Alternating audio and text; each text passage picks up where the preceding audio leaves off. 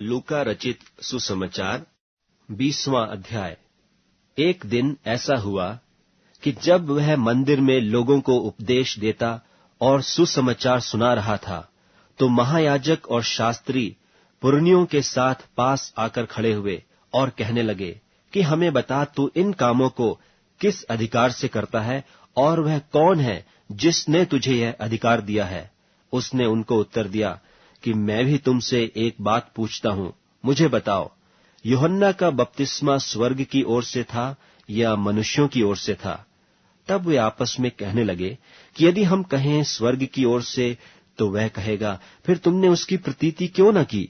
और यदि हम कहें मनुष्यों की ओर से, तो सब लोग हमें पथरवाह करेंगे, क्योंकि वे सचमुच जानते हैं कि यूहन्ना भविष्यद्वक्ता था। सो उन्होंने उत्तर दिया, हम नहीं जानते कि वह किसकी ओर से था। यीशु ने उनसे कहा, तो मैं भी तुमको नहीं बताता कि मैं ये काम किस अधिकार से करता हूं। तब वह लोगों से यह दृष्टांत कहने लगा कि किसी मनुष्य ने दाख की बारी लगाई और किसानों को उसका ठेका दे दिया और बहुत दिनों के लिए परदेश चला गया। समय पर उसने किसानों के पास एक दास को भेजा कि वे दाख की बारी के कुछ फलों का भाग उसे दें, पर किसानों ने उसे पीटकर छूछे हाथ लौटा दिया। फिर उसने एक और दास को भेजा और उन्होंने उसे भी पीटकर और उसका अपमान करके छूछे हाथ लौटा दिया। फिर उसने तीसरा भेजा और उन्होंने उसे भी घायल करके निकाल दिया। तब दाख की बारी के स्वामी ने कहा, मैं क्या करूं? मैं अपने प्रिय पुत्र को भेजूंगा, क्या जाने वे उसका आदर करें। जब किसानों ने उसे देखा तो आपस में विचार करने लगे कि यह तो वारिस है, आओ हम उसे मार डालें कि मीरास हमारी हो जाए। और उन्होंने उसे दाख की बारी के बाहर निकालकर मार डाला। इसलिए दाख की बारी का स्वामी उनके साथ क्या करेगा? वह आकर उन किसानों को नाश करेगा और दाख की बारी औरों को सौंपेगा। यह सुनकर उन्होंने कहा, परमेश्वर ऐसा न करे। उसने उनकी ओर देखकर कहा, फिर यह क्या लिखा है कि जिस पत्थर को राजमिस्त्रियों ने निकम्मा ठहराया था, वही कोने का सिरा हो गया। जो कोई उस पत्थर पर गिरेगा वह चकनाचूर हो जाएगा, और जिस पर वह गिरेगा उसको पीस डालेगा। उसी घड़ी शास्त्रियों और महायाजकों ने उसे पकड़ना चाहा, क्योंकि समझ गए कि उसने हम पर यह दृष्टांत कहा, परंतु वे लोगों से डरे। और वे उसकी ताक में लगे और भेदिए भेजे कि धर्म का भेष धरकर उसकी कोई न कोई बात पकड़ें कि उसे हाकिम के हाथ और अधिकार में सौंप दें। उन्होंने उससे यह पूछा कि हे गुरु, हम जानते हैं कि तू ठीक कहता और सिखाता भी है और किसी का पक्षपात नहीं करता, वरन परमेश्वर का मार्ग सच्चाई से बताता है। क्या हमें कैसर को कर देना उचित है कि नहीं? उसने उनकी चतुराई को ताड़कर उनसे कहा, 1 दिनार मुझे दिखाओ, इस पर किसकी मूर्ति और नाम है? उन्होंने कहा, कैसर का। उसने उनसे कहा, तो जो कैसर का है वह कैसर को दो, और जो परमेश्वर का है वह परमेश्वर को दो।